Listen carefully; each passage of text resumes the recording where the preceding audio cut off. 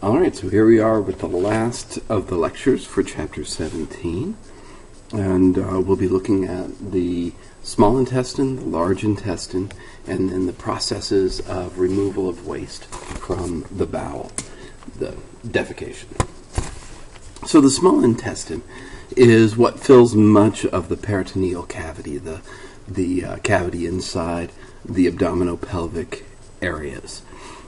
And it's 20 foot long, which is quite a bit of small intestine.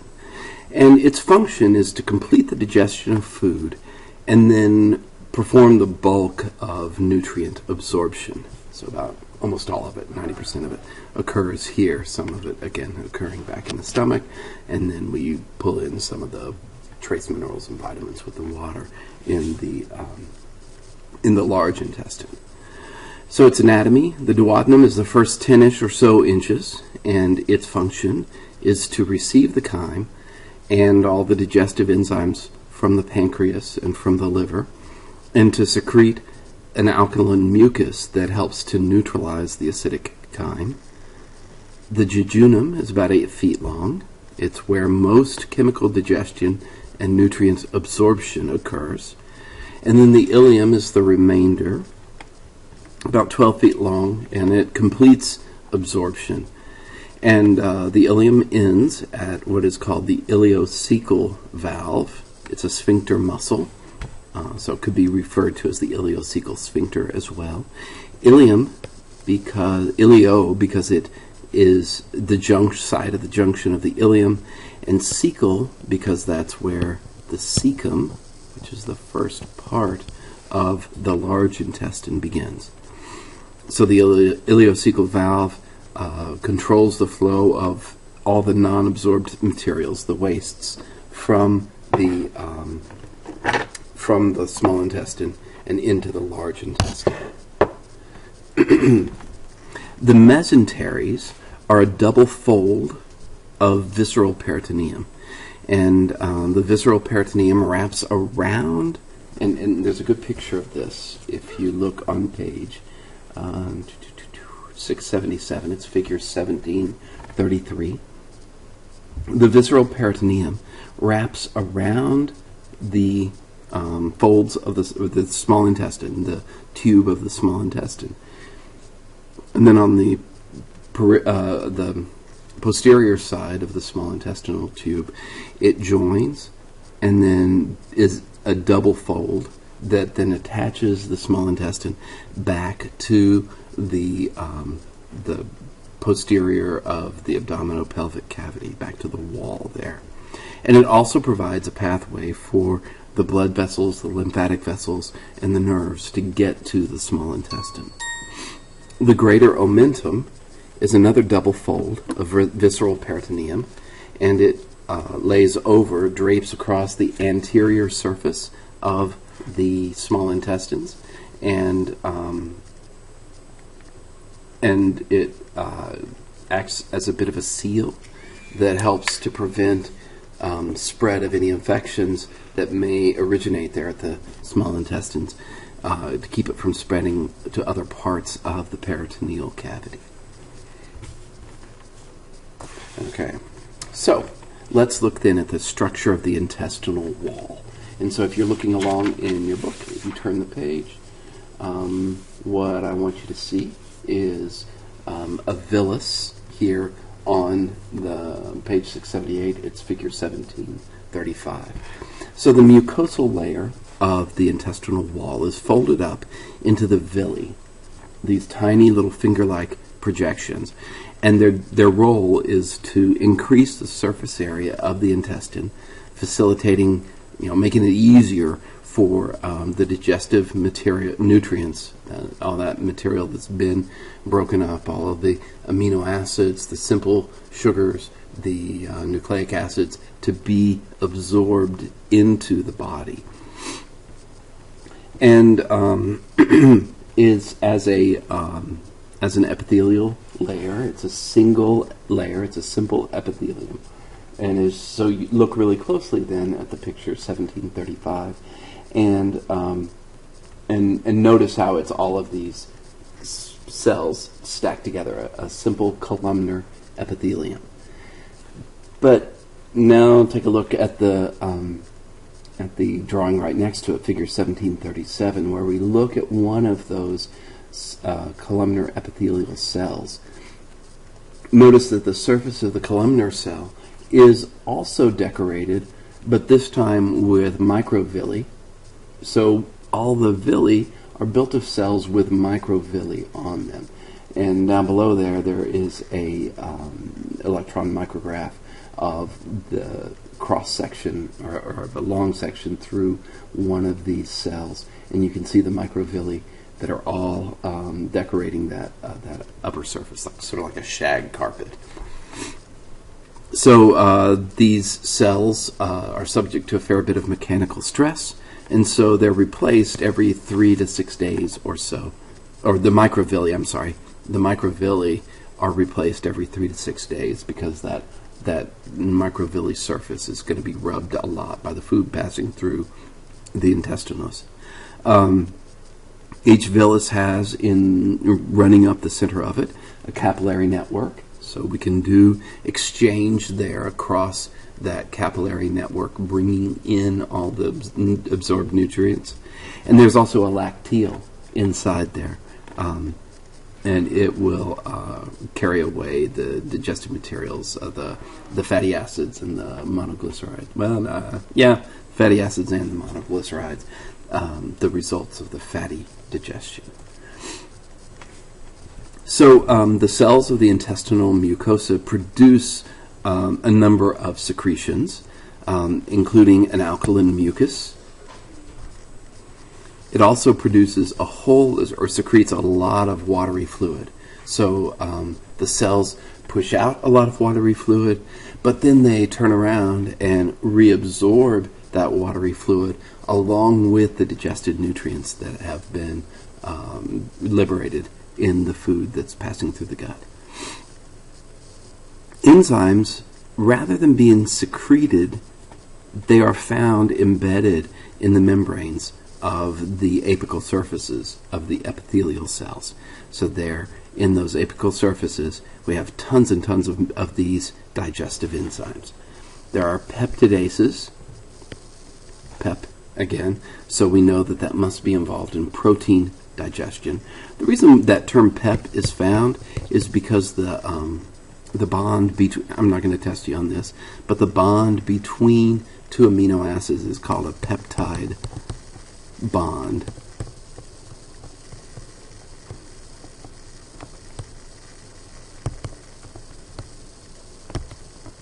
So those peptide bonds are what peptidases break. They cleave the bonds, liberating individual amino acids. There are also 3 enzymes that are responsible for digesting sugars. Sucrase digests the sugar sucrose. Sucrose, we'll see this more when we do nutrition next, but that's a glucose that's bonded to a fructose.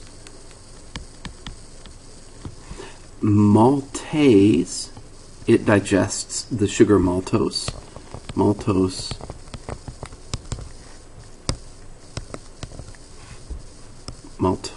is a glucose, the disaccharide glucose bonded to glucose. And lactase digests milk sugar called lactose. So lactose is a glucose molecule that's bonded to galactose, which is another monosaccharide, galactose. So sucrase breaks this bond here between glucose and fructose. Maltase breaks the bond between a glucose and a glucose molecule, and lactase can break the bond between glucose and galactose. So a sucrase molecule can't break a lactose bond there. So they're very specific, these enzymes are. And then finally, we produce intestinal lipase that will go and digest the dietary fats for us, breaking off the fatty acids. Okay, so that's how we do digestion there. Let's talk for a moment about intestinal absorption. Monosaccharides, so the fructose, glucose, galactose, and those are the three. Those three monosaccharides are absorbed into the villi, and then facilitated diffusion or active transport moves those on into the blood vessels. If you recall, facilitated diffusion, because it's diffusion, it's no ATP required, but there is a carrier molecule. So you have to think back to the first semester to remember facilitated diffusion. Oops, sorry about that. And active transport that requires ATP and a carrier molecule.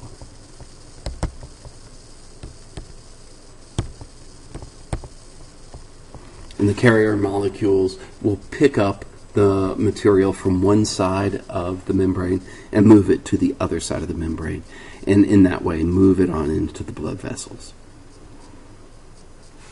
Amino acids are absorbed into the villi by active transport and then moved on into the blood. Fatty acids, they diffuse right across the epithelial cells. And this is interesting, but in those epithelial cells, they get resynthesized into triglycerides. So we rebuild them as triglycerides, and then they get all embedded into a protein coat. So they get encased in proteins.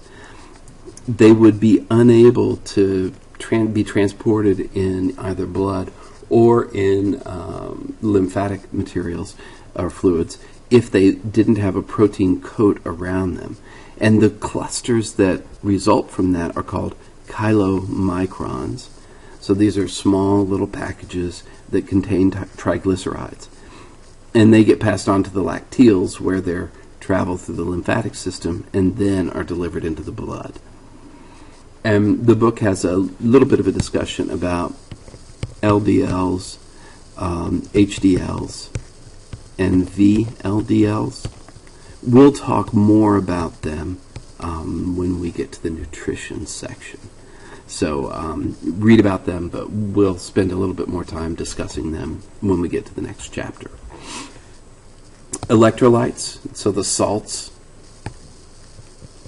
things like chlorine ions, chloride ions, and sodium ions, and calcium and potassium and so on.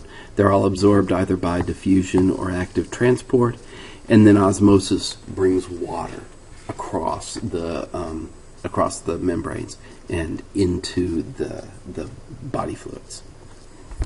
So what controls all of these movements? And I've already got these notes written for you, but parasympathetic stimulation. Parasympathetic, that's going to be rest and digest. And it stimulates then segmentation movements, which are going to be really important in digestion, and peristaltic movements, which help the food to move on through the intestines and the waste to move on through the bowel. So we get parasympathetic control. There's also some reflexive control. As the stomach wall becomes distended as we eat, that triggers the gastroenteric reflex. That should not have an E there, I'm sorry. So that's gastroenteric reflex. Gastro means stomach. Enteric refers to the small intestines. So as the stomach stretches, then the gastroenteric reflex will increase peristalsis that begins to move food out of the stomach and into the small intestine, and whatever food in the small intestine will move on, from the duodenum on into the jejunum and then on into the ileum. As chyme fills the duodenum, once again, the reflexive control will take over, and we see movement of intestinal peristalsis that then moves whatever's in the duodenum on into the jejunum and into the ileum. And if the small intestine wall becomes over-distended, so if it stretches too much, or if it's irritated, then we have what's referred to as a peristaltic rush. So peristalsis pushes a whole lot of material from the small intestine and into the large intestine very quickly. And the result of that, as the large intestine then is distended and moves that material right on along, the result then is diarrhea. And then finally, the gastroileal reflex, gastro, stomach, ileum, ileo, leads to relaxation of the ileocecal valve or sphincter. So as the ileum becomes enlarged or distended, then that will relax the ileocecal valve or ileocecal sphincter, and material moves from the small intestines into the large intestines through that valve. Okay, so now let's talk about large intestine, its functions. The large intestine has a primary responsibility of compacting the contents that are delivered to it and reabsorbing the water from it. So as we reabsorb water back into the body, the fecal material becomes more dense, more compact, until we have reasonably well-formed feces.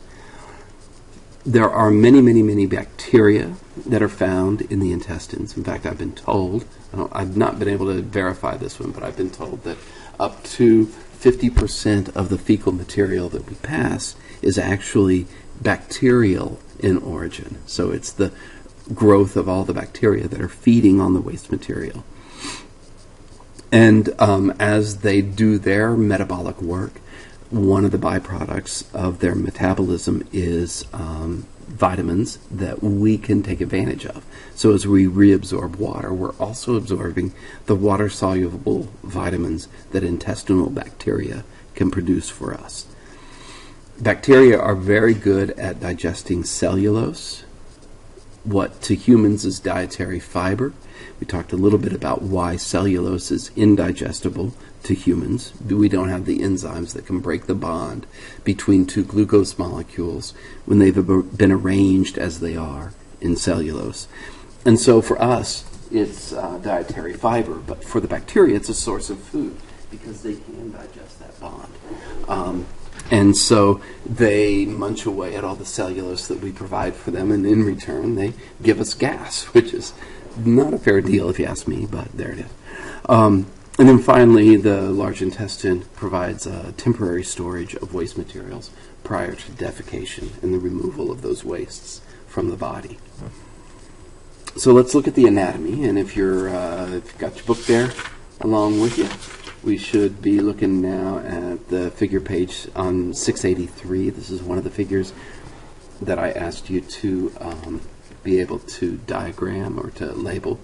And we'll start at the entrance into the large intestine, which is the cecum. This is an expanded pouch that initiates fecal compaction. It's also the location of the appendix. The colon is relatively thin-walled. There's no villi here, but there are a lot of mucus cells, so they help to move the fecal material on smoothly. There are 4 sections to the colon. There's the ascending colon, comes up along the right side of the peritoneal cavity. The transverse colon crosses across the peritoneal cavity, runs right below the stomach. Transverse, remember, that's the plane that cuts across the body. The descending colon carries the waste material down the left side of the body. And then the colon makes a little S-shaped curve and passes, again, transverse and then a little bit toward the posterior, and then passes the waste material onto the rectum. The rectum is a storage pouch at the very end of the digestive tract, and it's very expansible, so it can store feces prior to defecation occurring. the rectum leads to the anal canal, and at the end of the anal canal is the anus, which is where we find the anal sphincter. The anal sphincter is two bands of circular muscle. The internal anal sphincter, the very first one that the waste material encounters, is built of smooth muscle, so it is under involuntary control. Remember, smooth muscle, we cannot make it with our minds. We can't make it either contract or relax. So involuntary control for it. It's not trainable the way that the external anal sphincter is trainable. That's built of skeletal muscle, and so it is under voluntary control. So that's the one that when we're potty training a child, we're teaching them how to control the external anal sphincter. So the process of defecation then is what moves waste material out of the body. So the wastes all move through the large intestine by peristalsis. There's no segmentation here. We're not interested in mixing it up anymore. And this is not like a slow but steady, constant peristalsis, but instead it is the result of what are referred to as mass movements. So organized series of peristaltic movements that occur several times a day, 2 to 3 times daily, depending on the person. And often this is triggered as part of eating a meal. So as we fill our stomach, the bulk in the stomach triggers reflexively one of these mass movements. So that the mass movement pushes fecal material toward the rectum, and as the rectum becomes distended, then stretch receptors inside the rectum will trigger a reflex that relaxes that smooth muscle of the internal anal sphincter. And then with a little conscious effort, we can relax the external anal sphincter, and then more peristaltic contractions eliminate the feces. So sometimes, if we're having a hard time producing a bowel movement, one thing that we will do is what's referred to as the Valsalva maneuver. And in the Valsalva maneuver, we really pressurize. That's the straining that pressurizes the abdominal cavity, and it pushes on and stretches the stretch receptors there at the rectum, and that can help to relax then the internal anal sphincter. So we can by straining, and straining is then the idea that we overdo that, because we can certainly overstress the rectum. That will also lead to the production of varicosities that we talk about as hemorrhoids or as piles, depending